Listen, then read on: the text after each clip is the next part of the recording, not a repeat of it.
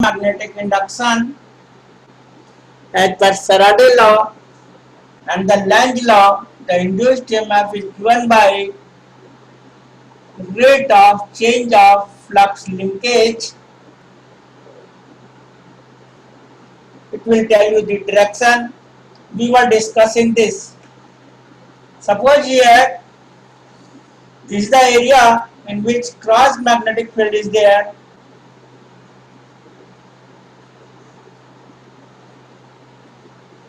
There is the inward magnetic field. Suppose this is the case here. If the coil is ABCD and it is moving out with velocity v, then induced EMF develops in the coil ABCD because of the flux change in the flux linkage. And here, in suppose small type dt, suppose this is the area has come out, say distance x, suppose. So as per this formula, equal to minus d dt of phi. Phi means BA, and the area vector here and the magnetic field both are parallel, so you can say BA cos 0 BA, and here the magnetic field is constant quantity, here only area is changing. What is the change in area? L into x, and this is a decreasing, so we are taking it minus sign. B comes out and Lx, this is the change in area with minus sign. So you can say here equal to minus dt of B. B and L comes out, and dx by dt is what? Velocity. So this is the formula of induced EMF develops here, BLV. We have discussed it already. Okay, any doubt here is induced EMF developed in the coil, and what is the current here? Current can be given by E upon R, where R is the resistance of the coil. So PLV upon R. This is the current. Magnitude. And what is the direction? We can find out the direction of current either by Lange rule or by Fleming's right hand rule or by Fleming's right hand rule. So you apply the Fleming's right hand rule. Thumb is the force, this is the forefinger is the magnetic field, and this is the middle finger is the induced current. So here magnetic field inward, this is the motion, so you can find out the direction given by AB. So in this is the direction of induced current developed. Okay, we have discussed this case. Any doubt in this? Yes, please. Any doubt? No. Taking other case.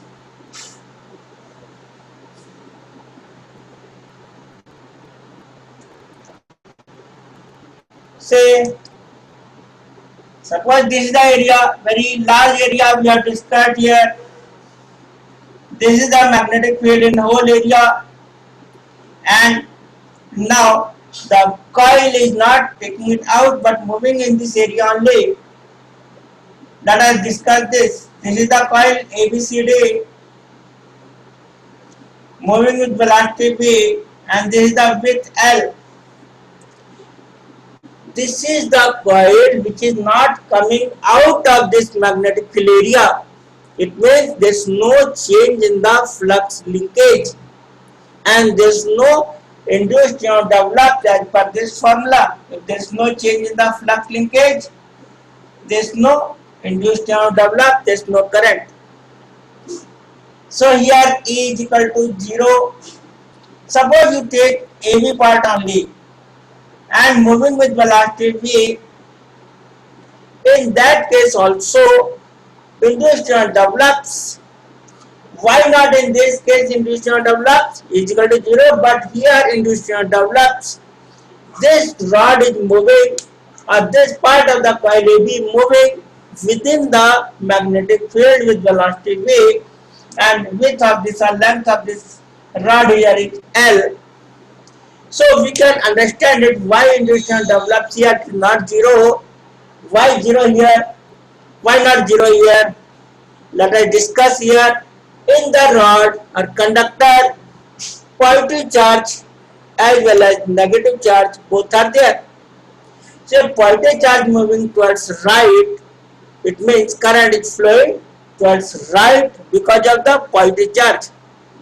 So here you can take the direction of current, direction of positive charge motion, moving positive charge in the direction of current, and this is the magnetic field given by the forefinger. So this is the force developed on positive charge. So as this conductor moves towards right, positive charge moves towards B, and this process is going on.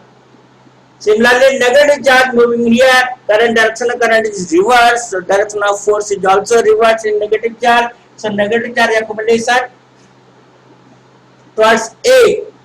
Because of the difference of this positive charge moving towards B end and negative charge moving towards A end, because of this induced EMF develops. Although there is no current because there is no closed circuit, so induced EMF here is B, and this is the length L.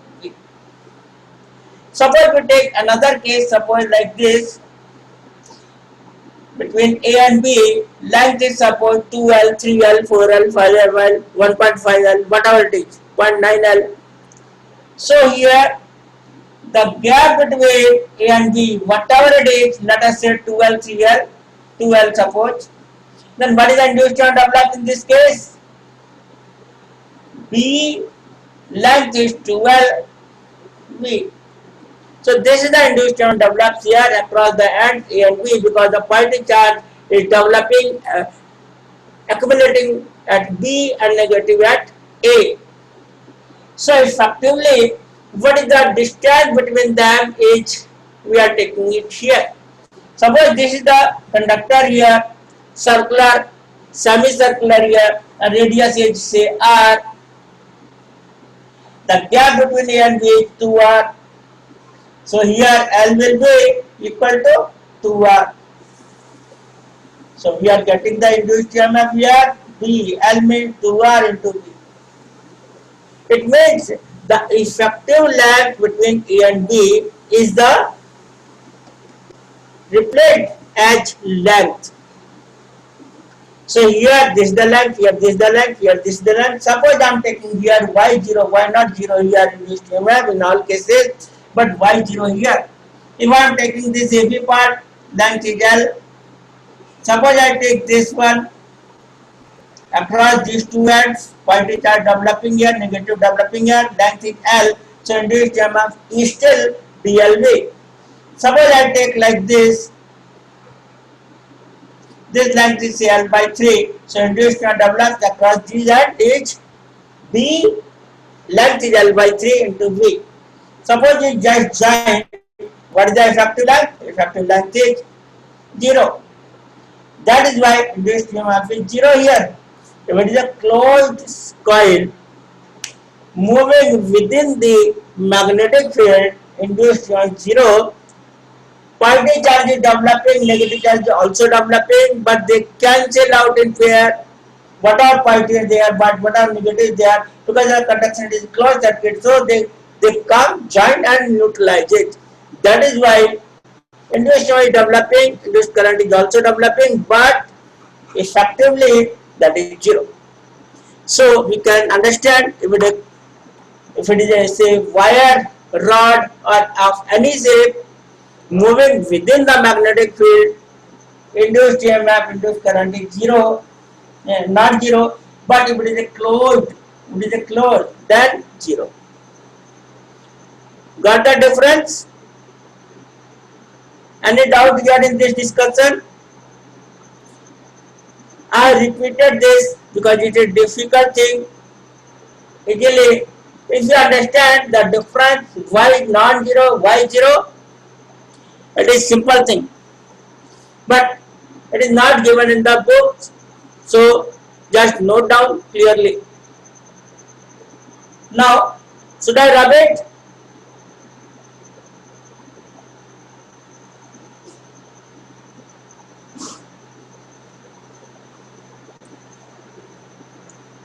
So think about the rod. BLV. What the four developed? BIL. In the rod moving in magnetic field here, induced develops here. That is say BLV. What is the current here? BLV divided by E by R. So R. What is the force? BIL. What is the say power? Power can be written as say I square R. And what the energy here? I square RT R B square by RE here. We are taking it EMF square upon R into T. This way we can find out the EMF developed, current flowing, force acting on this current carrying conductor, and power here is I square R, energy here is this charge flown I into T. This way we can find out everything. Okay. Suppose a numerical portion, if I am taking one more case, which is very important here. Suppose this is the rod. Suppose this is the rod here, center is O, and this portion is suppose A. The length of this rod is suppose L, and is moving, rotating with omega angular velocity, and this is the magnetic field that cross. So inward magnetic field here. Can you imagine here what is the induced or develops across this and OA? BLV simply because L is the length and lines of force are, if you move like this, lines of force are cutting, linking. So induced or develops across the end of this rod. And here suppose if we rotate, lines of force are also cutting, linking. So induced and develops across the end. Suppose this O is center, is this, so across this end, induced and develops here BLV. Induced and develops here BLV. Okay. Now question is omega. What is omega? It is the angular velocity, and what is V is the linear velocity. So here, what is the value of this linear velocity V? We simply, if we talk about point A only, so L omega, V is equal to R omega. R is your radius, like say L, length of this conductor. But we are not talking about point A only. If it is A, R omega. R means L, simply. Think about this point, length is 0, so there is no velocity here, speed here, and induced at point O is 0. It means we have to take the average value. 0 for this, maximum for this, little bit increment, little bit decrement. Ultimately, it means we have to find out the average value. For the average value, we are taking the linear velocity, and what is the average value of length? Here is 0 plus L upon 2 is the average value to omega. So we are replacing here V is equal to 1 by 2 L omega. L omega by 2. Putting it here, we are getting V equal to L omega upon 2. So this is the induced develops here B L square omega. This is the final formula here. If a rod is rotating in external magnetic field, we are getting the induced EMF develops here 1 by 2 B L square omega. Note down this clearly. And this is the different case. Rod is not moving, rod is rotating in the external magnetic field. So this is the formula. Any doubt in this discussion? Hello? Any doubt? Say, suppose one example, if this is not the rod only, but suppose a wheel of bicycle like this. This is the length and this is O is the center and this point A is the on the rim and this is the called O point we are called axle. O is called axle center and this point is at rim. Suppose here there are many say spokes, you know, in this cycle there are many spokes and there is a common point O is called axle and these all points is called say rim, all the points on rim. Now across this OA, this rod or wire spoke, we are getting the same formula here. Inducement develops across this end also, across this end also, across this end also, across this end. Let us discuss. Suppose n is the number of spokes. Number of spokes across one end of this wire or rod or spoke. Inducement develop here is given by 1 by 2 BL square omega. Think about effectively inducement develops here the same, not multiplied with n. No, why? Reason behind here is these are all parallel. Since parallel, voltage remains the same. That is why we cannot multiply with n. Inducement develops here between the axle and the rim is the same because the parallel circuit. In parallel circuit, voltage remains the same. So we are getting the same formula. It is not multiplied by n number of spokes. Got this point? Suppose you are having any confusion, let us discuss this. Say, suppose here this is the resistance 2 ohm and this is the resistance 2 ohm, 2 ohm, 2 ohm. Think about the resistance between this point O and A. It is all parallel. So 2 ohm divided by number, whatever is suppose 10, so 2 by 10 is the resistance. But think about the voltage. In parallel, voltage remains the same. So voltage remains the same here.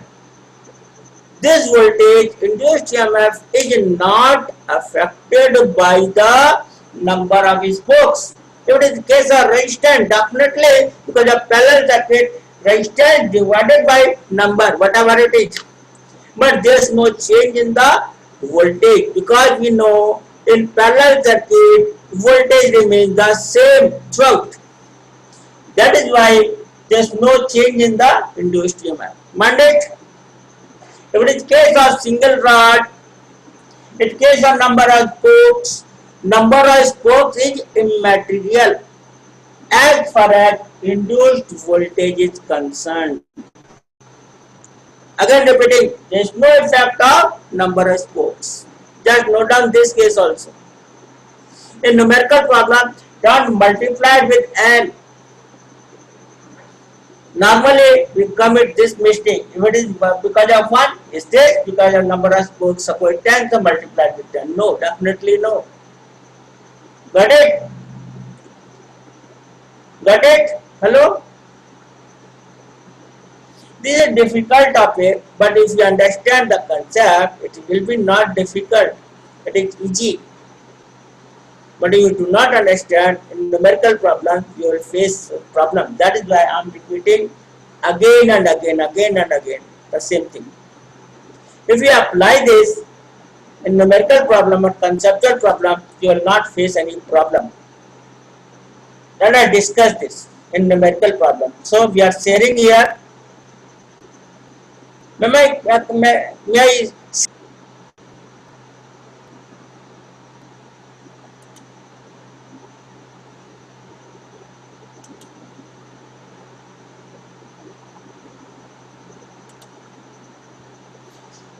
Let us discuss question 1. Suppose it is very easy question.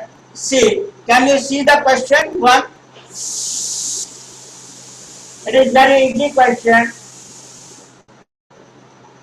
What is the flux linkage given by 5t cube plus 4t square minus 5t plus minus 5. This is the flux linkage. Calculate the induced current at t is equal to 2 seconds and resistance is 5. T is equal to 2 seconds and resistance here is 5 ohm. So it is simple. E is equal to what? Minus dy by dt.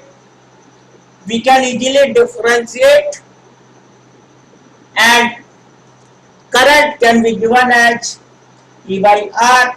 So we can easily differentiate this. 5t cube means 15t square plus 8t minus 5, and this is 0. At t is equal to 2 seconds, we can find out the induced EMF divided by 5 is the current. So you can easily find out this current. So it is very simple question. Okay? Understood this?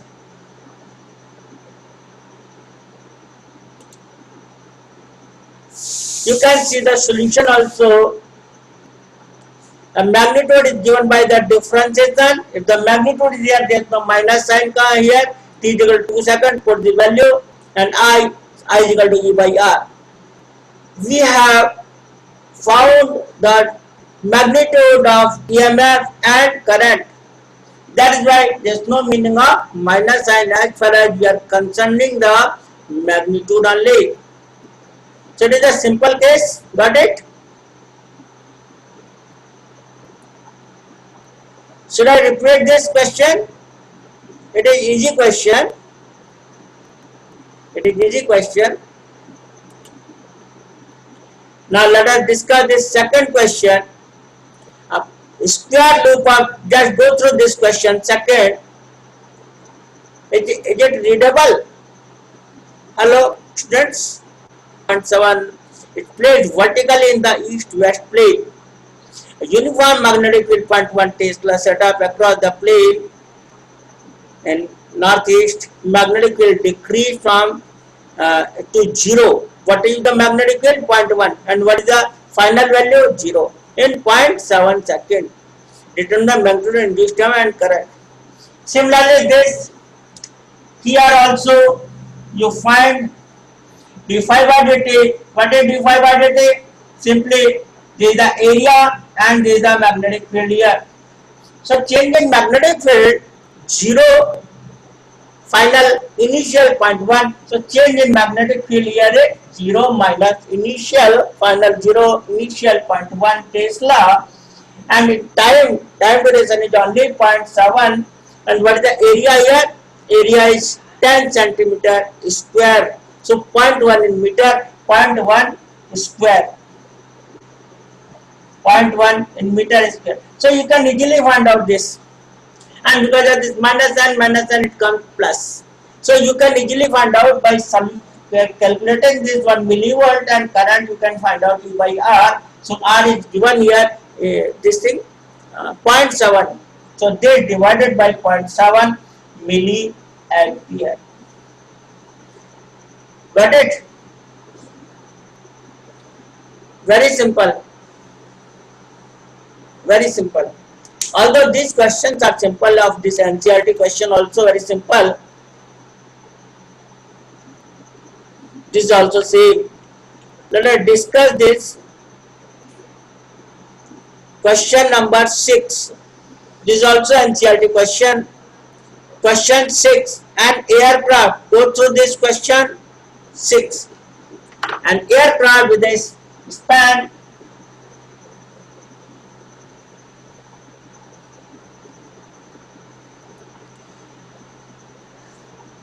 side by side. Why I am solving the numerical problem? Because if you understand the concept, these numerical problems definitely very simple. It becomes very simple. If you do not understand the concept, it will be difficult one. See the question 6. Here an aircraft like this, suppose this is the aircraft here, like this is the aircraft.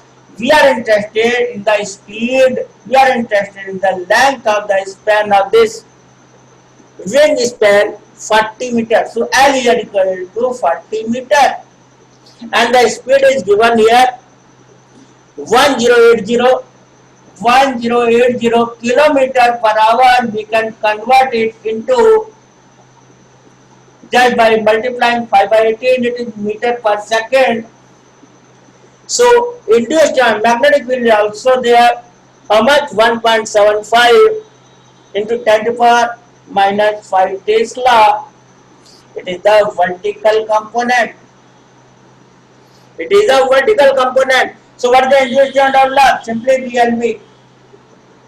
L is given, V is given, magnetic field vertical is also given. So you can easily find out by putting all the values, you can easily find out the voltage developed across the span, across these two ends. Okay? Got it?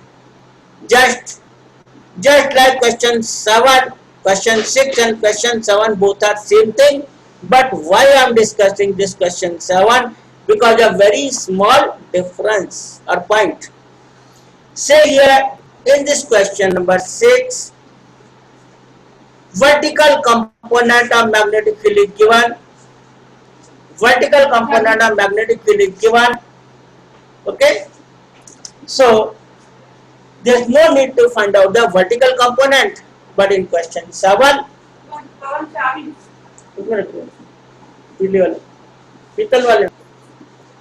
BLB.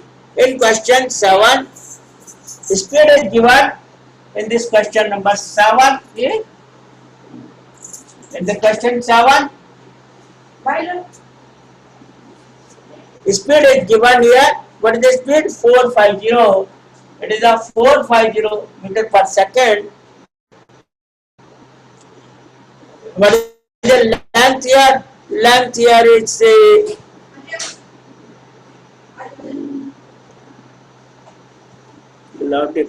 meter. Here 30 meter. And magnetic field is 4 to 10 to the power minus 4 Tesla.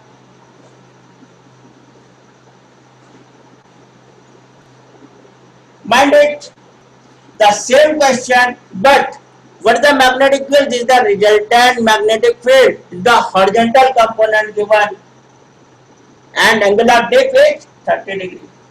So normally students put the value given in the question.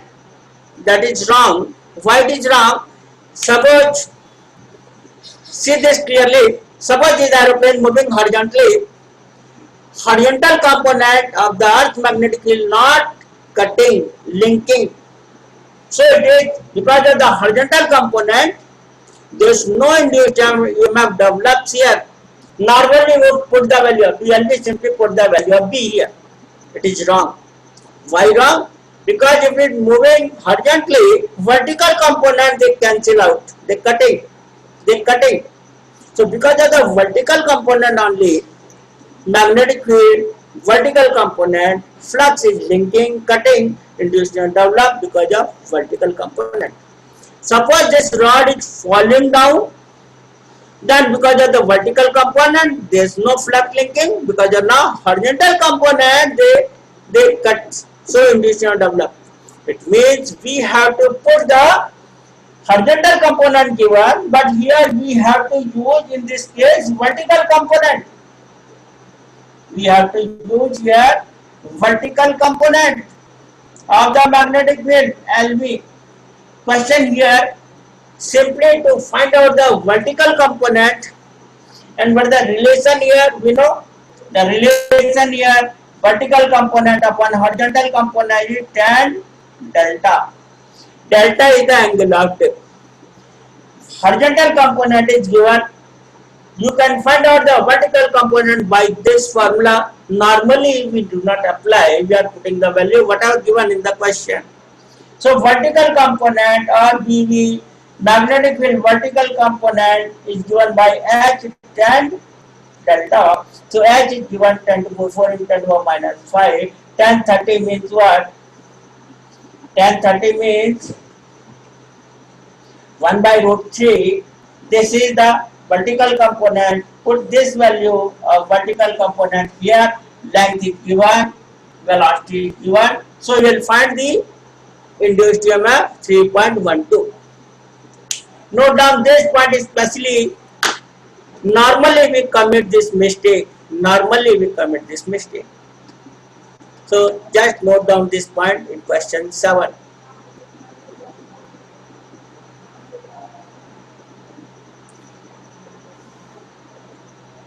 This question has come in the board in 8, I think, long back. But this concept is still valid, important. Have you noted down this question 7? Any doubt in question 7 regarding the vertical component? When will take the vertical component? When will they take the horizontal component? We must know. Got it? Any doubt in this? Any doubt in this? No?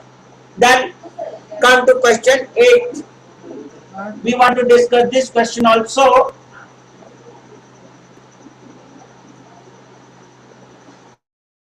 Somebody asked this question. Any question?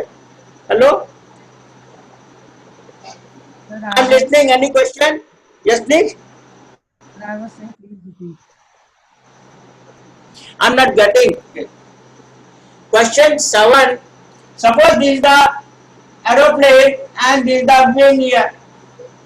Wing length is given in this question number 7 is 30 meter. And velocity here is given 450 meter per second. And horizontal component is given, what is this? 4 into 10 power minus 4 Tesla. In the formula we know BLV, but we will not take this value. Why will not take this value? Because horizontal jet plane is moving horizontally. Then vertical component they cut. And in this question, horizontal component of magnetic field is given at that place, this one. An angle of dip angle is 30 degree. We require here in this question vertical component, not the horizontal component. Okay? Got this point? We require here vertical component because the plane is moving horizontally. If it is so, how can we find out the vertical component? With this information, we know the formula in the previous chapter. Tan delta is equal to what? Vertical component upon horizontal component. We can write like vertical component upon horizontal component.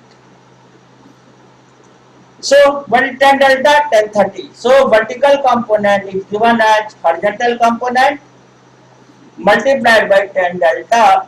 So putting the value here 10 minus 4 in tan 30. Tan 30 means 1 by root 3. So we use this value of vertical component here. L is given, but horizontal component is given. In this question, we require vertical component. Now got it? Still any doubt? If we are saying nothing, it means it is clear.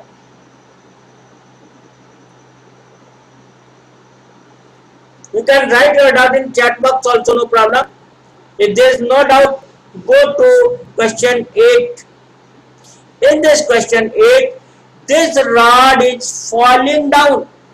It means we have to take the horizontal component because it is falling down. So here we have to take the horizontal component. Fortunately, it is given in the question horizontal component. So there is no problem. Whenever you are discussing question 8, it is the horizontal component. So this is the only difference here. Can you do it? Length is 1 meter. and horizontal component of earth magnetic field it is given, but velocity is not given. How can you find out the velocity? It is falling down from 10-meter height. So simply V is equal to U plus AT. U0 and G acceleration due to gravity is 9.8, or you can take 10 also, no problem. And time is not given. So you require third equation. V square is equal to U square 0 plus 2GH. H is given 10 meter. By using the third equation, we can easily find out the velocity. So velocity is this one. In vertical direction, V square is equal to U square plus 2GH. This way we can find out the velocity 2GH. Simply H is given, G is given. So put the value of V here, horizontal component given, length is given. So you can easily find out the answer. Induced EMF. Got it? Okay? Hello? Okay, good. Can you see the question 14? Can you see the question 14? In the theory discussion, we have taken all care. Just go through the wheel, like cycle wheel, bicycle wheel. A wheel with 8 metallic spokes. Number of spokes is given N, means 8. And we are not concerned about the number of metallic spokes, because while we are calculating the induced EMF, there is no effect of N, number of spokes, 8. It is now meaningless, immaterial. Got this point? We have discussed, repeated many times. Now number of spokes is immaterial. So what is the formula in question number 14? E is equal to 1 by 2 B L square omega N. No, definitely no. Now what is given in the question? L, length 50 centimeter. Put it in meter. What is the omega? Omega is not given. Frequency is given. Magnetic field here is 0.4 Gauss. Now you have to convert in Tesla. Got it? At that place is plane normal to the horizontal component. Normal to the horizontal component, so you have to take the horizontal component, because this plane is what? It is a wheel moving here, rotating here with frequency. Frequency is how much? There is the frequency given 120 revolutions per minute. Per second means 120 divided by 60 rotations per second now. Because it is given per minute, we have to find out per second. So divided by 60. What is omega? 2 pi nu. So 2 pi nu means here 2.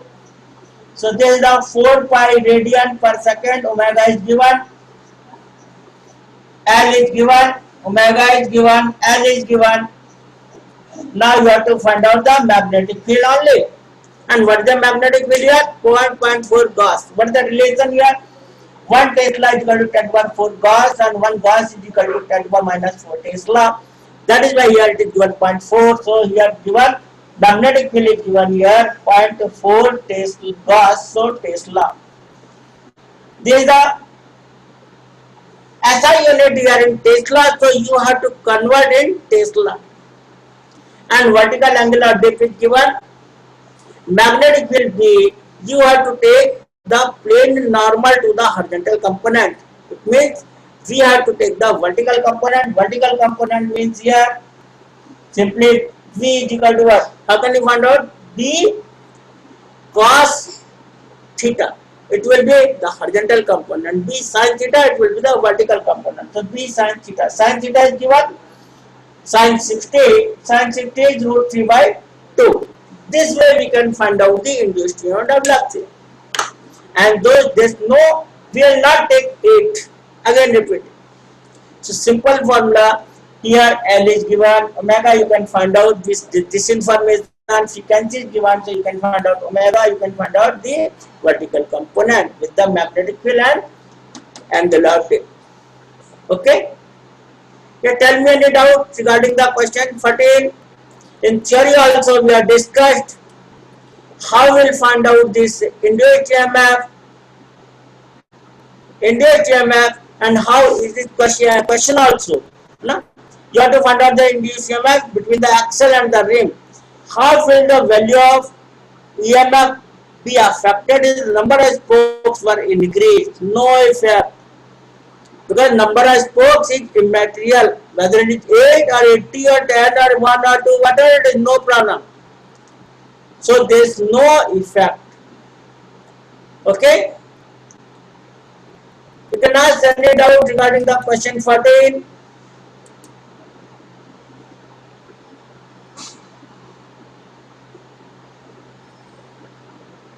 No? Yes, any doubt?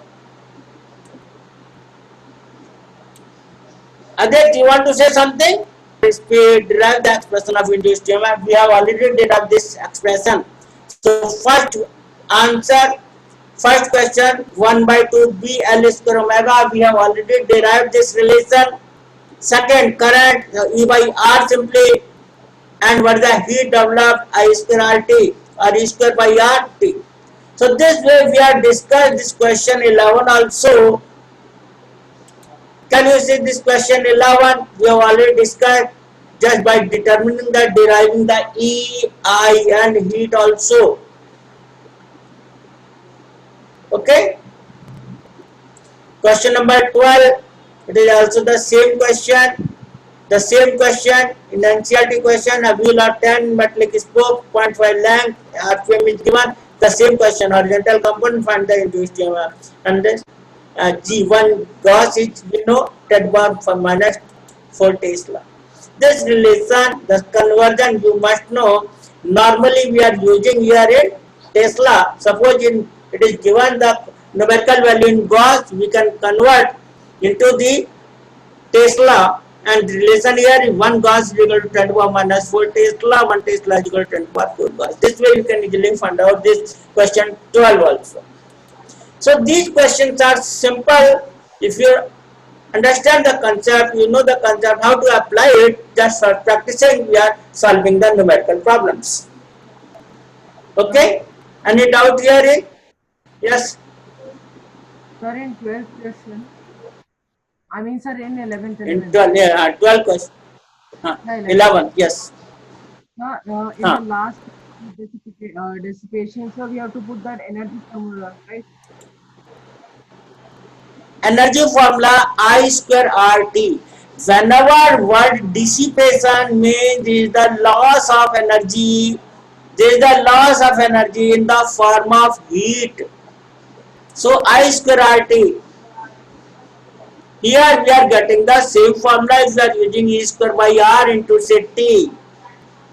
But in many other questions like circuitry, in circuit we always use I square RT. Heat dissipation means it is the heat loss. Okay.